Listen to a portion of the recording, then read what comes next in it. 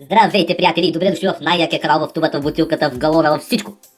Чето коментарите ви, някои от тях много ме натъжиха, някои се дразниха от този глас, други мислеха, че трябва да правят по-смислени видеа, но както и да е.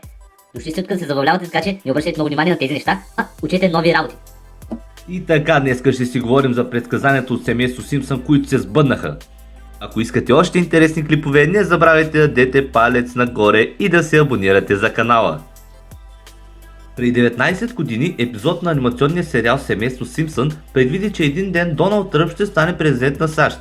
И това не е единственият път, в който сценаристите са успявали да предвидят бъдещето. Семейство Симпсън се излъчва над 27 години, така че неизбежно събитие в сериала може да се случи в реалния живот. Някои от сценариите са изключително близки от събития, случили се в целия свят. Business Insight публикува някои от най-странните предсказания на сценаристите на анимационния сериал след началото му през 1989 година. От откриването на Хигс бозона от Холмър до пресъздаването на небостъргача Шард в Лондон близо 20 години преди построяването му. Предлагаме ви 11 случая, в които семейство Симпсън предсказва бъдещето.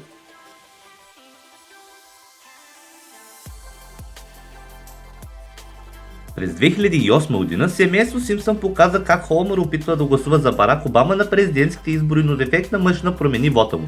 4 години по-късно мъжната за гласуване в Пенсилвания трябваше да бъде елиминирана, след като беше установено, че променя гласовете за Барак Обама на гласовете за опонента му от републиканската партия Мит Ромни.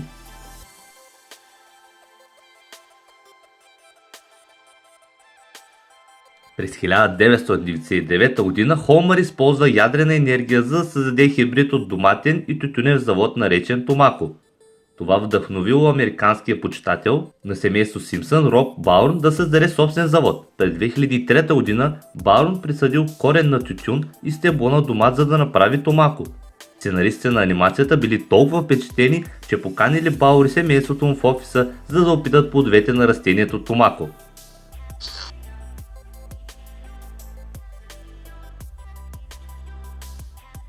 Според някои хора, семейство Симпсън предсказва епидемията от ебола през 2004 година, 17 години преди да се случи. В сцената от епизода Марч предлага болният Бар да прочете книга, озаглавена "Любопитният Джордж и вирусът ебола". През 90-те години на миналия век той не е особено разпространен, но няколко години по-късно се превърна в водеща новина.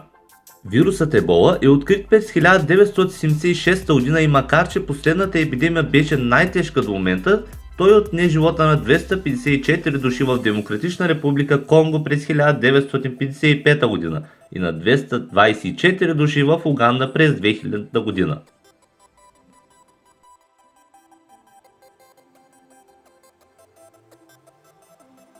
В излъченият през 1998 г. епизод Холмър Симпсън става изобретател и е показан пред сложно уравнение на черната дъска. Според Саймън Хинкс, автор на книгата Семейство Симпсън и техните математически тайни, уравнението предсказва масата на Хигс бозона.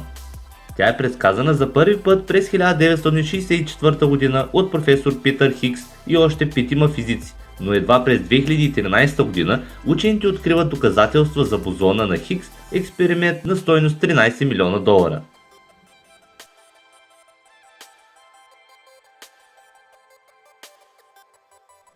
В епизода Сватбата на Лиза от 1995 г. се случват много неочаквани предсказания. По време на пътуването на Лиза до Лондон виждаме небостъргач Тауър Бридж, който много прилича на The Shard и дори се намира на същото място.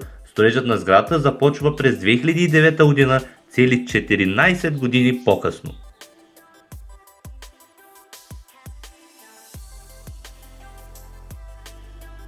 В Сватбата на Лиза откриваме, че библиотекарите са заменени с роботи в вселената на Симпсън. Над 20 години по-късно студенти по роботика от университета Абериствайт създадоха прототип на ходещ робот библиотекар, а учени от Сингапур започнаха да тестват собствени роботизирани библиотекари.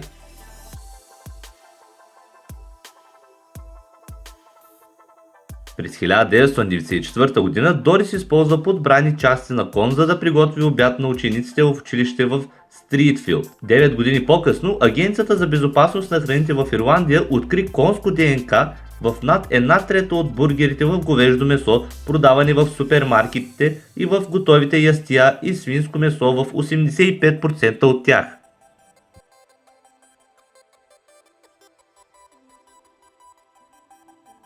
През 1991 г. в един от епизодите на семейство Симпсън, Ринго Стар от Beatles отговаря прилежно на писмо на почитател, написан преди десетилетия. През септември 2003 г. двама почитатели на групата от Essex получиха отговор от Пол Маккартни на писмо и запис, който изпратили от четворка от Ливърпул преди 50 години. Записът бил изпратен от лондонски театър, в който групата трябвало да свири, но бил открит години по-късно при гаражна разпродажба от историк.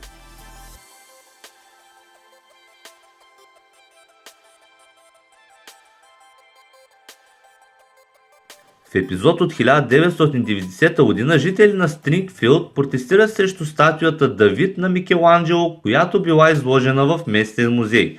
Те смятат произведението на изкуството за обидно заради голотата му. Сатирата на цензурата се сбъдва през юли 2016 г., когато руски активисти гласуваха за това дали копието на ренесансовата статуя, което трябваше да бъде поставено в центъра на Санкт Петербург, трябва да бъде облечено.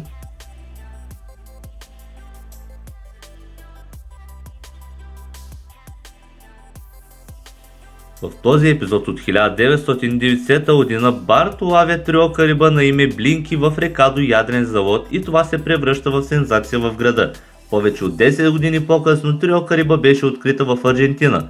Още по-странно е, че самата река е захранвана с вода от ядрен завод. И така, приятели, стигнахме до края на нашата класация. Ако сте харесали това видео, натиснете лайк бутона и се абонирайте за канала. А за какво искате да си говорим в следващия клип? Може да го запишете долу в коментарите.